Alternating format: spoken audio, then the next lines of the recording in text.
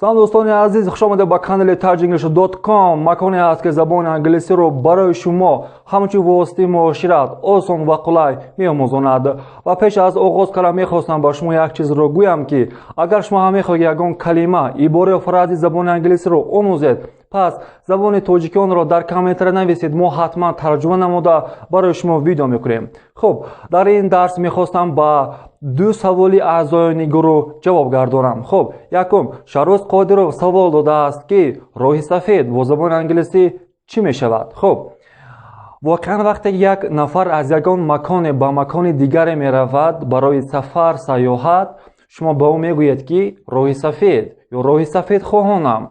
راه سفید با زبان انگلیسی چی خیلی می شود؟ پس رفتیم. Bon voyage، bon voyage، bon voyage. یا اینکه باشین رو هم میگوین wish you good journey، wish you good journey، wish you good journey، wish you good journey، wish you good journey، wish you good journey. و سوال دوم از طرف قشتی و بیژن چون گفتند که از دیدارت شدم با زبان انگلیسی چی می شود؟ خب وقتی که شما بار نخست یگان نفر رو میبینید یا اینکه در وقت خیر خوش کردن میگوید که از دیدارت شدم یا اینکه از دیدارت ممنونم، از دیدارت شدم با زبان انگلیسی چی خیلی گفتن می شود؟ پس رفتیم.